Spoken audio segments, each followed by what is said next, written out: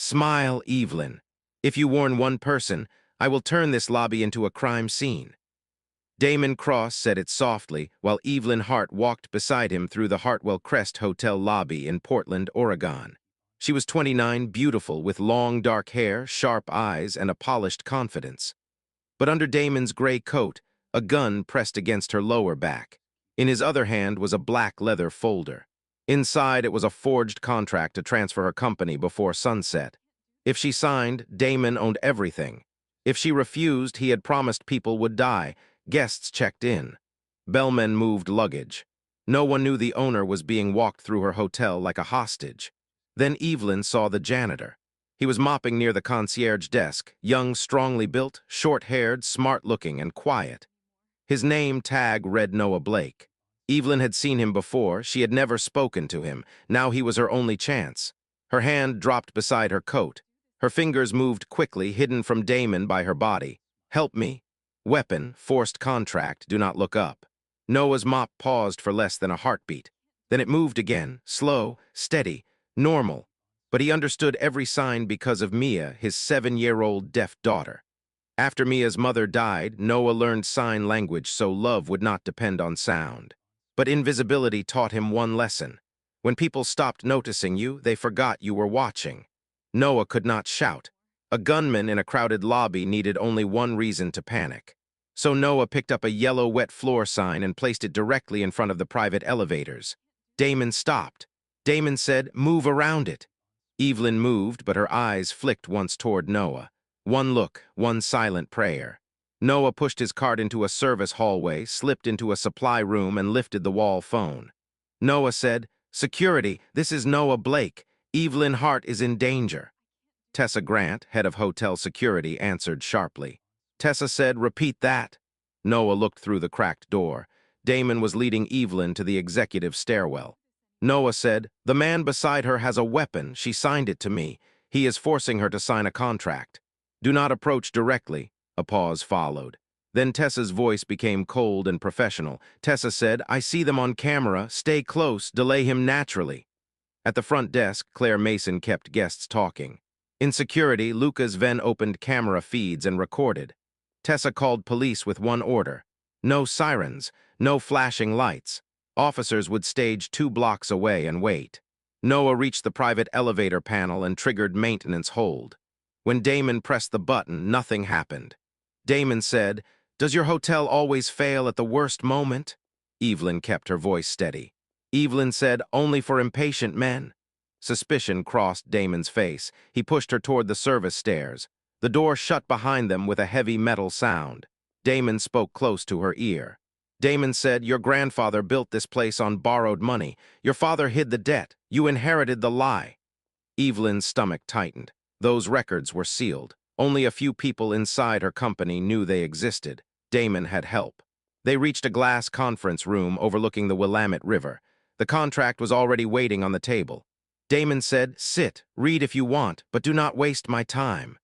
Evelyn sat. The gun stayed close. She opened the folder. It was not a contract. It was an execution wearing legal language.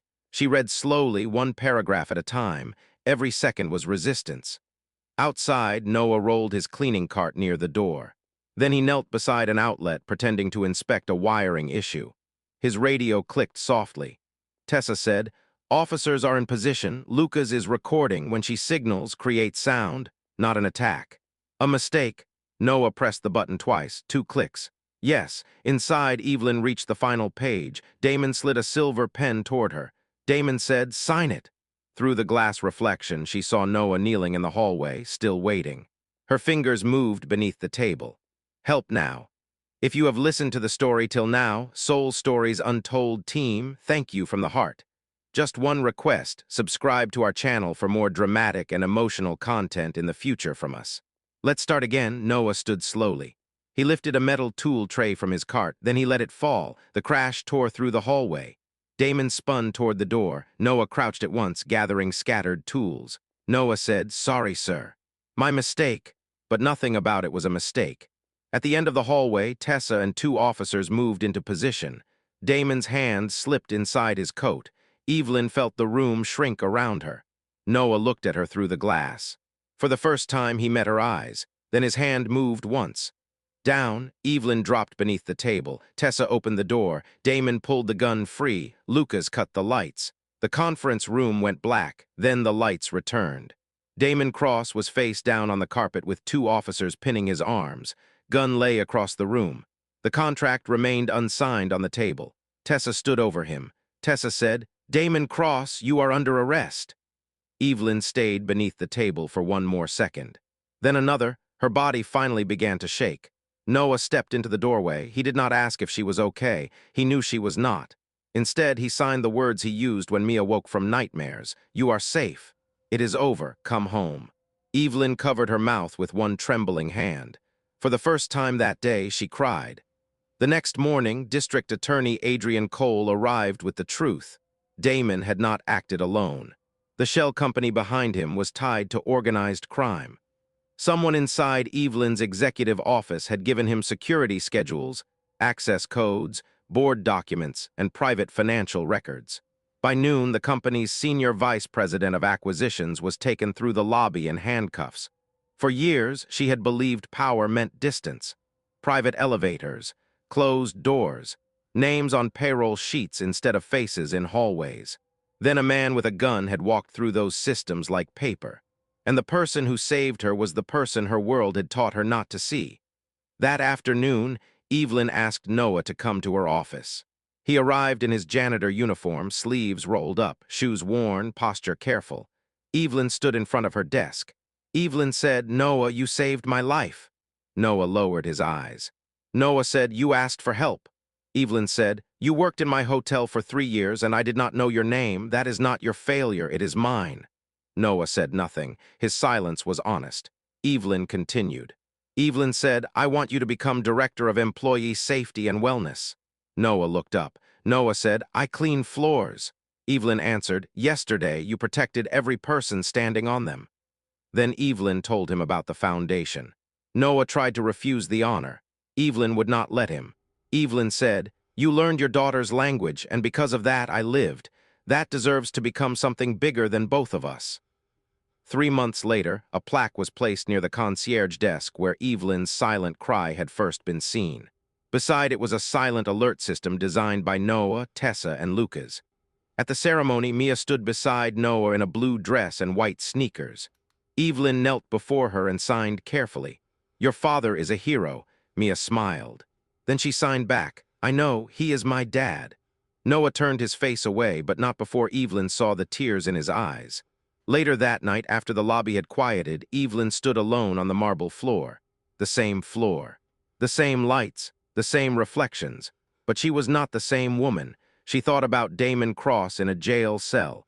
She thought about the executive who had sold her company from the inside. She thought about Noah Blake, a janitor no one watched who had watched everything. Evelyn placed her hand on the concierge desk and made a promise. She would learn names.